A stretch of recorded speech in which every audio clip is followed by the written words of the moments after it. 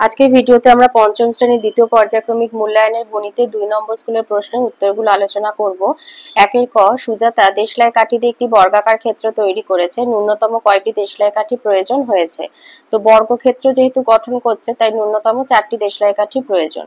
ক্ষয়তে বলেছে 2 এর 2 বিয়োগ 3 এর 3, 2 এর 2 মানে 1, 3 এর 3 মানেও 1, 1 বিয়োগ 1 সমান 0। গতে দিয়েছে 101 ভাজিতক 10, তার মানে 10 পূর্ণ 1 এর 10। ঘতে দিয়েছে 2 বিয়োগ 1 যোগ 1, 1 যোগ 1 এর মাথায় রেখা বন্ধনী আছে, তো এই যোগটা আগে করব। 1 যোগ 1 যোগ 1 যোগ 1 সমান 2 হবে, 2 থেকে 2 বিয়োগ হলে 0। উমতে দিয়েছে 10 টাকা 01 পয়সা, 10 টাকা 10 পয়সার সমষ্টি কত? তো যোগ করলে হবে 20 টাকা 11 পয়সা, আয়ের দাগের উত্তরটা। চয়ে বলেছে একটি ঘনবস্তুর মাত্রা কয়টি? 3টি, দৈর্ঘ্য প্রস্থ উচ্চতা। বলেছে একটা সরলরেখার উপর আরেকটা সরলরেখা সোজা দাঁড়ালে কত মাপের কোণ তৈরি হয়? তো এইভাবে দাঁড়ালে 90 ডিগ্রি কোণ তৈরি হয়, তাই হর্ষই। বর্গিনচা দিয়েছে 7 ভাজিতক 1000, মানে এভাবে লবের 7 আর হরে 1000 লিখবে, একটা দশমিক হবে, 3টে শূন্য, মানে 3টে সংখ্যার বাঁদিকে একটা দশমিক হয়ে বসবে। তো একটা সংখ্যা আছে 7, তাই বাকি দুটো শূন্য দিয়ে তার বাঁদিকে একটা দশমিক হয়ে বসিয়ে দেবে। ঝতে বলেছে বদমাস নিয়মে এম এর অর্থ কি? এম এর অর্থ মাল্টিপ্লিকেশন মানে গুণ। ইঙ্গ বলেছে দুটি বিন্দু দিয়ে বক্ররেখা আঁকা যায় একটি। 2 এর দাগে আসি। 2 এর কতে একটা সরল করতে দিয়েছে, তো সরলটা প্রথমে লিখে এইভাবে 2 এর 3 বিয়োগ 3 এর 4 যোগ 1 এর 5 লিখে নিয়ে এবার যোগগুলো এক জায়গায় করবে। 3 আর 5 এর লসাগু হবে 15। তো প্রথম ভগ্নাংশের হর যেহেতু 3, তাই এর লবকে 5 দিয়ে গুণ করবে, 5 দুগুণে 10। আর এই ভগ্নাংশটার হর যেহেতু 5, তাই এর লবকে 3 দিয়ে গুণ করবে, 3 একে 3। তাহলে হবে 13 এর 15 বিয়োগ 3 এর 4। আবার 15 আর 4 যেহেতু পরস্পর মৌলিক, তাদের লসাগু হবে 60। এর হর যেহেতু 15, তাই 13 কে 4 দিয়ে গুণ করবে, 13 4 52। আর এর হর যেহেতু 4, তাই 3 কে 15 দিয়ে গুণ করবে, 45।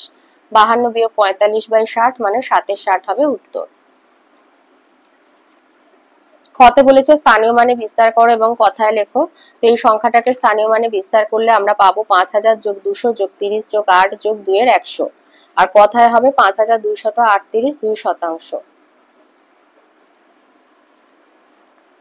গতে দিয়েছে ছোট থেকে বড় সাজাও। তো এখানে দেখো সব সংখ্যাগুলোর 3টে সংখ্যার বাঁদিকে দশমিক, তো সেই জন্য এদের হর সবার 1000 হবে, তাই একেবারে লিখে দিয়েছি। 6.006 সবার ছোট, তার থেকে বড় 6.066, আর সবার বড় 6.606। ঘতে বলেছে একটি আয়তকার ঘরের দৈর্ঘ্য 60 মিটার, ক্ষেত্রফল 1260 বর্গ মিটার হলে ঘরটির প্রস্থ কত? তাহলে প্রস্থ বার করতে গেলে ক্ষেত্রফল ভাজিতক দৈর্ঘ্য করতে হবে, মানে ক্ষেত্রফলকে দৈর্ঘ্য দিয়ে ভাগ করব, তাহলে হবে 21 মিটার। প্রস্থ হবে 21 মিটার। 126 নেবে, 20 60 আর 2 গুণ করলে 120, 60 নামলো, 60 একে 60, মানে প্রস্থ 21 মিটার।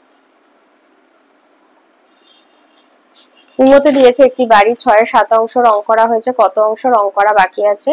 তো পুরো বাড়ি সমান 1 অংশ ধরবে, রং করা হয়েছে 6/7 অংশ, তাহলে রং করা বাকি আছে 1 বিয়োগ 6/7, মানে 7 বিয়োগ 6/7 সমান 1/7 অংশ, তাহলে 1/7 অংশ রং করা বাকি আছে।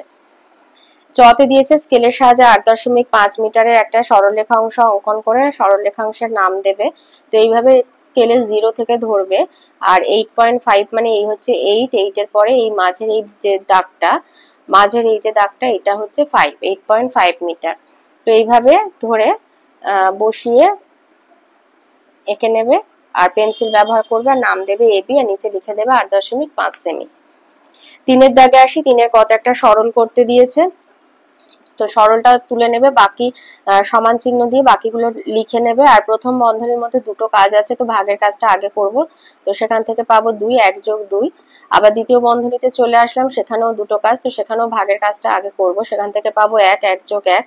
আবার তৃতীয় বন্ধনীতেও দুটো কাজ, সেখানে ভাগের কাজটা আগে করলে পাবো 1 যোগ 2, তাহলে 6 ভাজিতক 3 সমান হবে 2। খতে বলেছে 12 পূর্ণ 2 এর 3 মিটার লম্বা একটা দড়ি 2 পূর্ণ 5 এর 11 মিটার কেটে নিলে কত মিটার পড়ে থাকবে? তাহলে পড়ে থাকবে সমান 12 পূর্ণ 2 এর 3 বিয়োগ 2 পূর্ণ 5 এর 11। তো এগুলো হচ্ছে মিশ্র ভগ্নাংশ, এগুলোকে আগে অপ্রকৃতই নিয়ে যাব। 12 পূর্ণ 2 এর 3 মানে 38 এর 3, আর 2 পূর্ণ 5 এর 11 মানে 27 এর 11। 3 আর 11 লসাগু হবে 33, যেহেতু পরস্পর মৌলিক। তাহলে এর হর যেহেতু 3, তাই 38 কে 11 দিয়ে গুণ করলে পাবো 418, আর এর হর যেহেতু 11, 27 আর 3 গুণ করলে পাবো 81। তো 418 থেকে 81 মাইনাস করলে হবে 337/33, তার মানে 10 পূর্ণ 7 33 মিটার দড়ি পড়ে থাকবে। গতে বলেছে একটি বর্গাকার মাঠের দৈর্ঘ্য 40 মিটার, প্রতি বর্গ মিটারে 6 টাকা হিসাবে তাতে ঘাস লাগাতে কত খরচ হবে। তো বর্গ মিটার মানেই বুঝতে পারছো মাঠের ক্ষেত্রফল বার করতে হবে, আর যেহেতু মাঠটা বর্গাকার তাহলে বর্গক্ষেত্রের ক্ষেত্রফলের সূত্র হচ্ছে বাহু গুণ বাহু। তাহলে বর্গাকার মাঠের দৈর্ঘ্য 40 মিটার, মাঠের ক্ষেত্রফল বাহু গুণ বাহু বা বাহু স্কোয়ার, তো 40 স্কোয়ার বর্গ মিটার মানে 1600 বর্গ মিটার। এবার 1 বর্গ মিটারে খরচ হচ্ছে 6 টাকা, তাহলে 1600 বর্গ মিটারে খরচ হবে 1600 গুণ 6 মানে 9600 টাকা। তাহলে ঘাস লাগাতে 9600 টাকা খরচ হবে।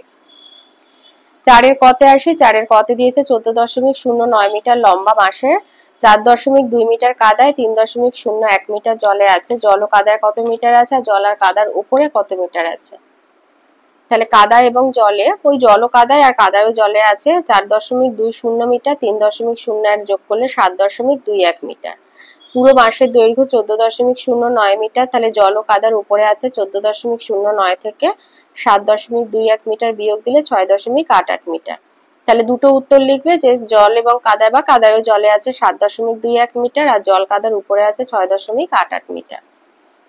ক্ষতে দিয়েছে সূক্ষ্মকোণ এবং স্থূলকোণ কাকে বলে প্রত্যেকটির ছবি এঁকে দেখাও। সূক্ষ্মকোণ হচ্ছে 0 থেকে বড় আর 90 ডিগ্রি অপেক্ষা ছোট যে কোণগুলো তাদেরকে বলা হয় সূক্ষ্মকোণ। আর সূক্ষ্মকোণ মানে তোমার 30, 60 এগুলো হচ্ছে সূক্ষ্মকোণ। তো আমাকে ছবি এঁকে দেখাতে বলেছে, তো যে কোণের মান 90 ডিগ্রি থেকে বড় কিন্তু 0 ডিগ্রি থেকে বড় কিন্তু 90 ডিগ্রি থেকে ছোট সেই কোণকে সূক্ষ্মকোণ বলে। আর এইভাবে এঁকে লিখে দেবে এবিসি একটি সূক্ষ্মকোণ। আর দিয়েছে স্থূলকোণ কাকে বলে, লিখবে এক সমকোণ অপেক্ষা বৃহত্তর কিন্তু দুই সমকোণ অপেক্ষা ক্ষুদ্রতর এরকম কোণকে স্থূলকোণ বলে। স্থূলকোণের মান 90 ডিগ্রি অপেক্ষা বেশি এবং 180 ডিগ্রি অপেক্ষা কম। আর এই ছবিটা লিখে দেবে এ ও সি স্থূলকোণ।